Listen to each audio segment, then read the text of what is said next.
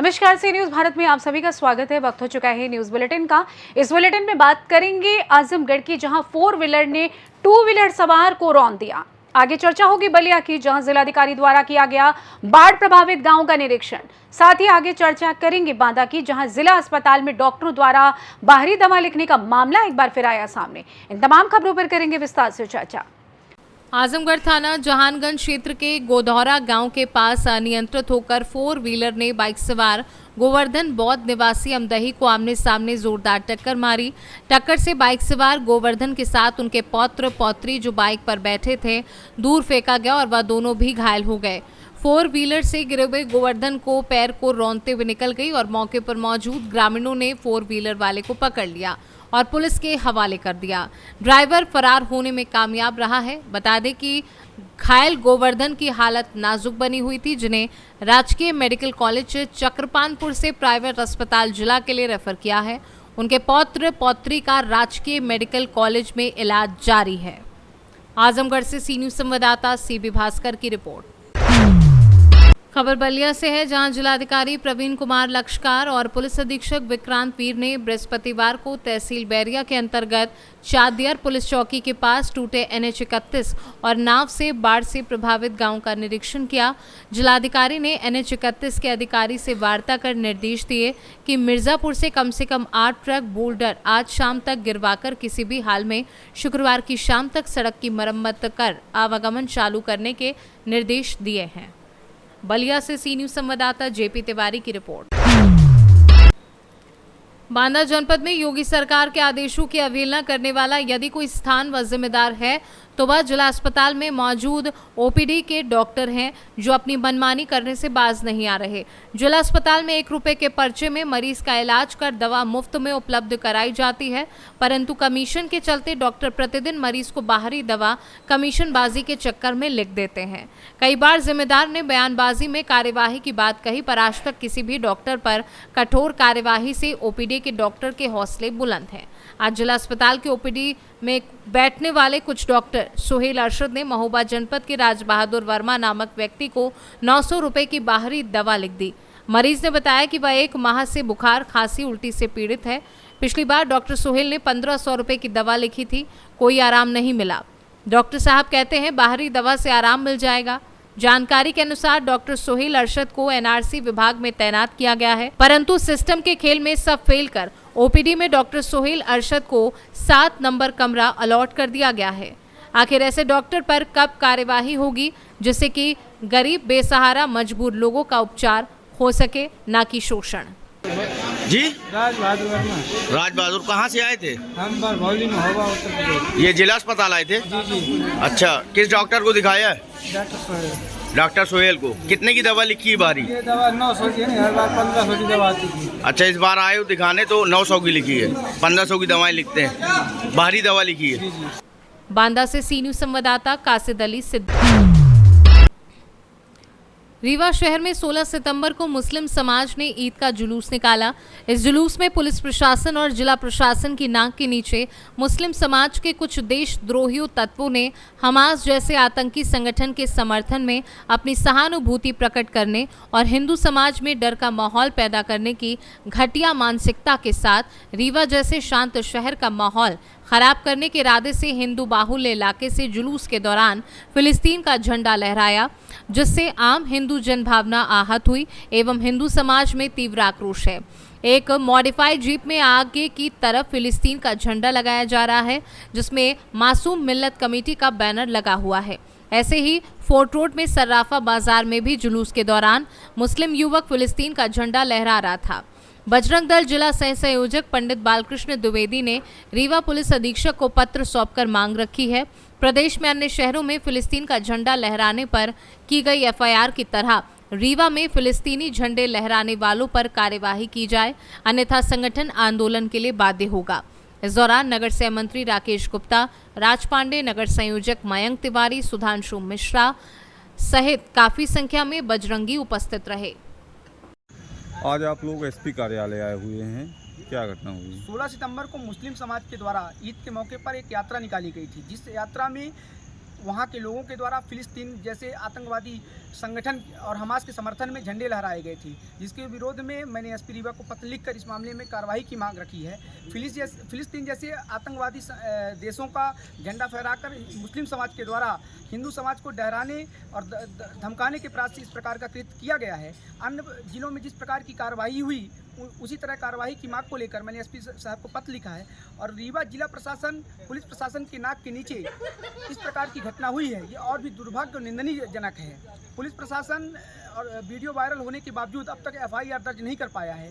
चिन्हित करने की बात तो दूर है, मैं एक बात रीवा पुलिस प्रशासन और अन्य लोगों को मैं चेतावनी देना चाहता हूँ, यदि इस प्रकार की घटनाक्रम में FIR नहीं हुई तो हम आने वाले समय में उग्र प्रदर्शन करेंगे, जिसका जवाबदार प्रशासन होगा। साथ ही आने वाले दशहरा के कार्यक्रम में हम इजराइल और भारत के झंडे फहराएंगे, जिसकी जवाबदार जो भी इसमें तनाव की स्थिति होगी उसका जवाबदार प्रशासन की होगी।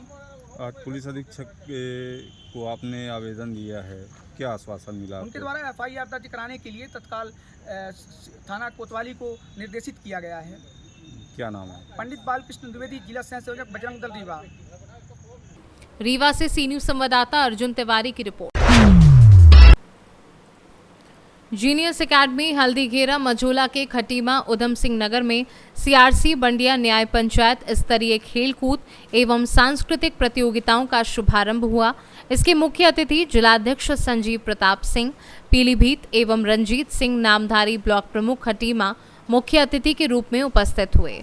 सर्वप्रथम मां सरस्वती के सामने दीप प्रज्वलित कर विद्यालय अध्यक्ष सुखविंदर सिंह व प्रबंध निदेशक परविंदर कौर ने दीप प्रज्वलित कर कार्यक्रम का शुभारंभ किया। मुख्य अतिथि ने रंजीत सिंह नामधारी ने कहा, स्वस्थ शरीर में स्वस्थ मस्तिष्क का वास होता है और खेलों में अपार संभावनाएं हैं।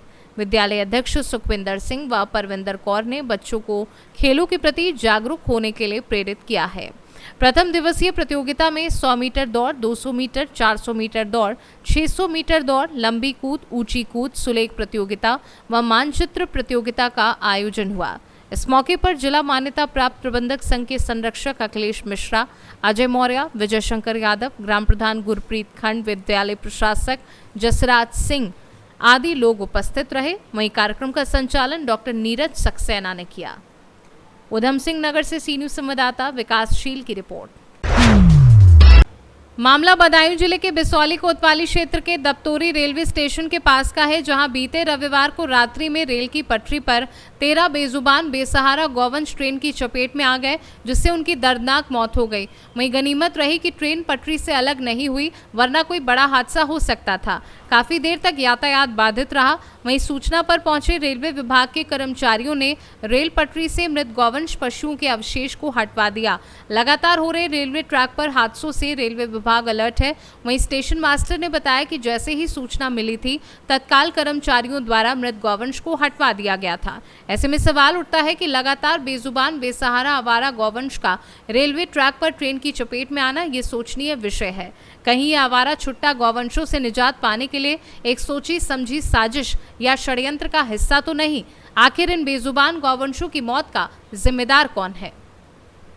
14 तारीख को दिन में एक 12:36 ट्रेन थी, उससे रात को लाइट इंजन और गाड़ी संख्या 13:04377 से ये लगभग जो है 12-13 जानवर जो है गौवंश के जानवर उसे जो है कट गए थे।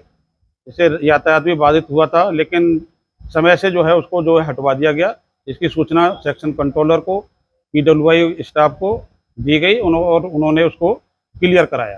तो भाई हम नहीं, इसके बारे में हम नहीं बता सकते कि वो साजिश के तहत है कि किसके तहत है। वो तो ट्रैक पर जो जानवर आ गया है वो कैसे आया है कैसे नहीं आया उसके बारे में हम क्या बता सकते हैं। उसकी सूचना हम तो अपने सेक्शन कंट्रोल को दे देते हैं। जितनी देर यातायात बाधित होता है उसको जो है जल्दी से जल्दी उसको क्लियर करवा दिया जाता है। पीवे के आदमी जाते हैं और उसको क्लियर कर देते हैं। बदायूं से सी न्यूज संवाददाता प्रताप ठाकुर की रिपोर्ट। खबर चतरा से है, जहां हथियारबंद चोरों ने एक बार फिर अपनी उपस्थिति दर्ज करवाकर चोरी की बड़ी घटना को अंजाम दिया है। जहां फ्लिपकार्ट ऑफिस का शटर व ताला काटकर 4 लाख नकदी सहित फ्लिपकार्ट का पार्सल पर चोरों ने अपना हाथ साफ किया है। लगातार पुलिस की कार्यवाही के बावजूद इन चोरों पर कानून का कोई भय दिखाई नहीं दे रहा है।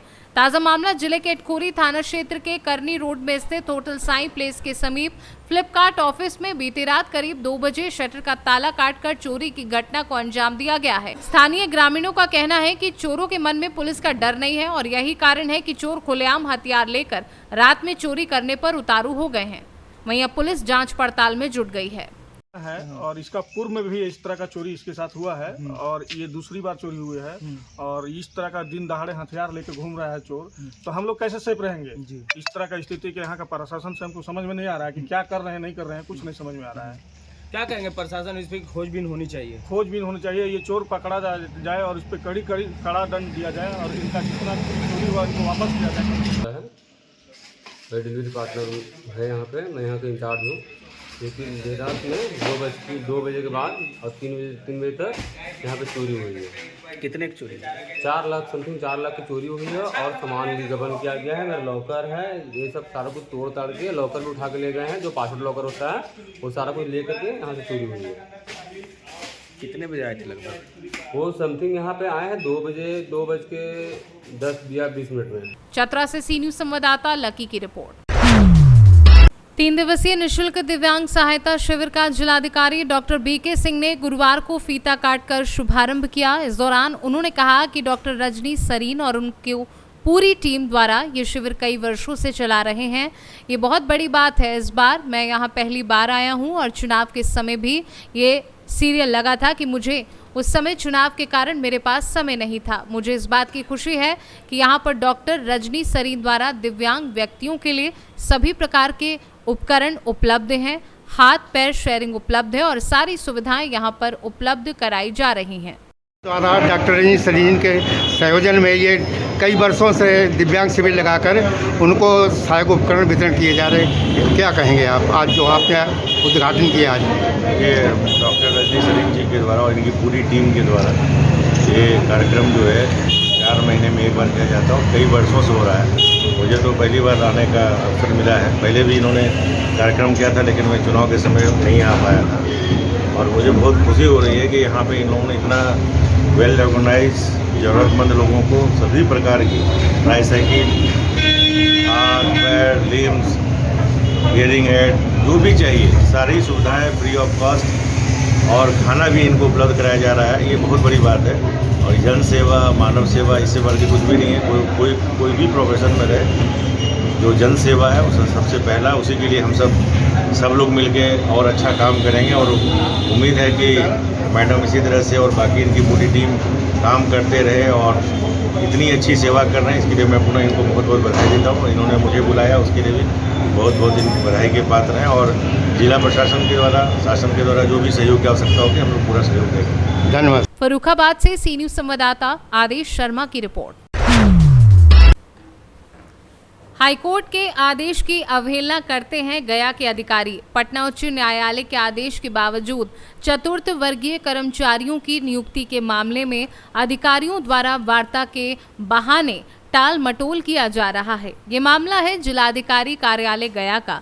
वर्ष 2013 में जिला पदाधिकारी गया द्वारा 365 चतुर्थ वर्गीय कर्मचारी के लिए 1-13-14 विज्ञापन निकाला गया, जिसके आलोक में 2019 में जिला पदाधिकारी द्वारा अनुशंसा नियुक्ति के लिए की गई, जो कि बिहार सरकार के विभिन्न विभागों में जैसे स्वास्थ्य विभाग, वन विभाग, शिक्षा विभाग में इन्हें बहाली भी की गई। किंतु पटना उच्च न्यायालय के एक अन्य केस के मामले में निर्णय आया कि इन्हें हटा दिया जाए। इसके उपरांत इन लोगों को हटा दिया गया, जबकि उक्त आदेश में इन लोगों का कहीं भी जिक्र नहीं है। इसके बाद ये लोग जिलाधिकारी के आदेश के खिलाफ पटना हाईकोर्ट में एलपीएल के माध्यम से अपनी बात को रखते हुए केस दायर किया, जिसमें आदेश हुआ कि इन लोगों की सत्यता की जांच करते हुए इन्हें रखा जाए। हाईकोर्ट के आदेश के उपरांत जिलाधिकारी के द्वारा 72 लोगों को नियुक्ति कर लिया और शेष बचे लोगों को अब तक नियुक्ति नहीं हो पाई है। वार्ता के बहाने टाल मटोल कर रहे हैं। हमारे संवाददाता रविंद्र पांडे को एडीएम पारितोष कुमार ने बातचीत के क्रम में बताया कि पितृपक्ष खत्म होने के बाद में बैठकर इन लोगों की बहाली पर विचार करूंगा। अभी हम पितृपक्ष मेले में काफी व्यस्त कार्यक्रम चल रहा है।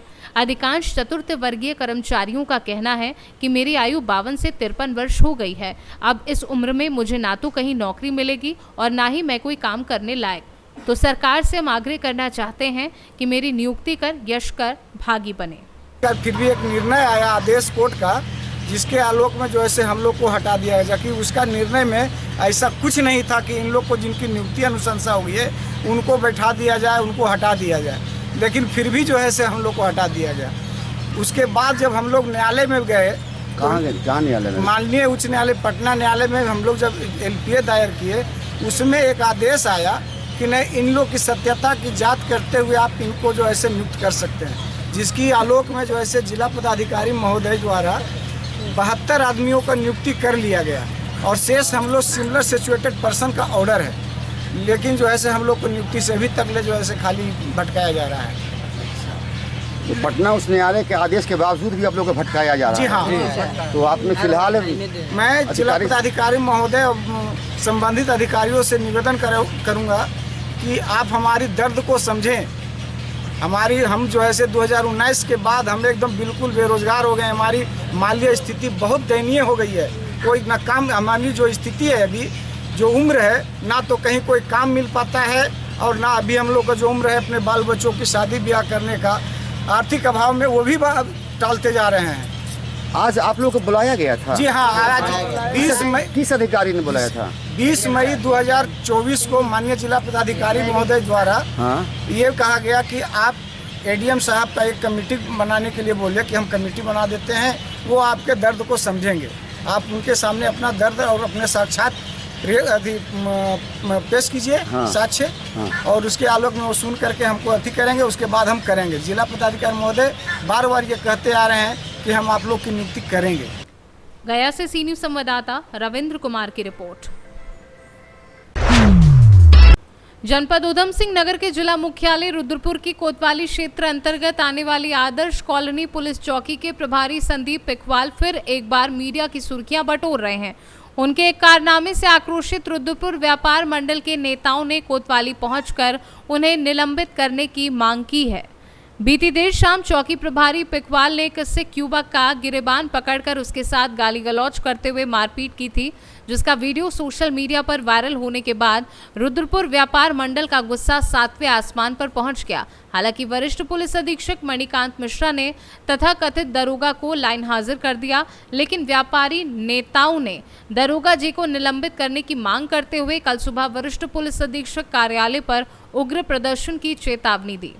आपका क्या कहना है इस मामले को, पूरे मामले? देखिए, मेरा ये कहना है कि इसमें CM साहब को खुद संज्ञान लेना चाहिए, और इस जैसे पुलिसकर्मी हैं, जैसे पुलिसकर्मी जो इस तरीके की बदतमीजी करते हैं, मैं इसमें एक सिख लड़के की बात नहीं करूंगा, एक आम आदमी की बात करता हूं, क्योंकि देखिए जिस तरीके से उसके साथ बदतमीजी की गई है, उसको पकड़ा गया कॉलर से। अरे यार, उसकी गलती तो इतनी है ना, मान भी लिया जाए, पहली बात तो CCTV में ऐसा कुछ आया नहीं कि वो 3 लोग बैठे थे, मान भी लिया जाए वो गलती कर भी रहा था, तो गलती तो सिर्फ उसकी इतनी थी ना कि उसने बाइक गलत लगाई थी, तो भैया आप उसको डांटो, आप उसका चालान काटो। ये काहे का कानून है किसी का कॉलर पकड़कर और आप उसके साथ ऐसे कर रहे हैं जैसे कोई गैंगस्टर पकड़ लिया आपने?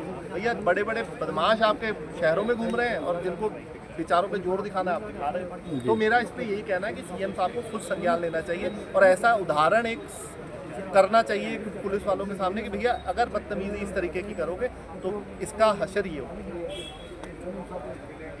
आदर्श कॉलोनी चौकी इंचार्ज संदीप लखवाल हैं, वो बड़े ही बदतमीज किस्म के आदमी हैं, और जब से वो आए हैं तब से ऐसा लग रहा है उनकी रोज़ कोई ना कोई शिकायत, और मुझे ऐसा लगता है किसी दिन तो एक दिन में 2-2, 3-3 शिकायतें आ रही हैं कि वो बड़ी बदतमीजी कर रहे हैं। एक मोटरसाइकिल किसी की रोक लेते हैं, एक स्कूटी रोक लेते हैं, कोई आदमी बाजार के अंदर जा रहा है, कोई आदमी आदर्श कॉलोनी में गलियों में घूम रहा है तो उसको भी रोक लेते हैं, भाई हेलमेट दिखाओ, ये दिखाओ। और ऐसा नहीं है कि कोई 500-1000 रुपये का चालान, 10-10,000, 15-15,000 का चालान करते हैं और बड़ी बदतमीजी से बोलते हैं। तो हम ऐसा कहेंगे, ऐसे अधिकारी को यहाँ से जाना चाहिए, तत्काल प्रभाव से हटाना चाहिए।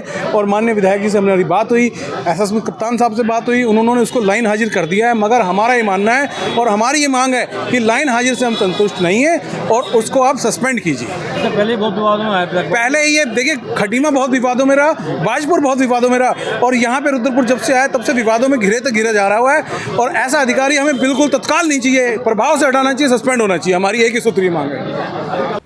उत्तराखंड से सी न्यूज़ संवाददाता M सलीम खान की रिपोर्ट। फिलहाल न्यूज बुलेटिन में बस इतना ही। देश दुनिया की तमाम खबरों की जानकारी के लिए आप देखते रहिए सी न्यूज़ भारत, हर खबर आपके साथ, आपके हाथ।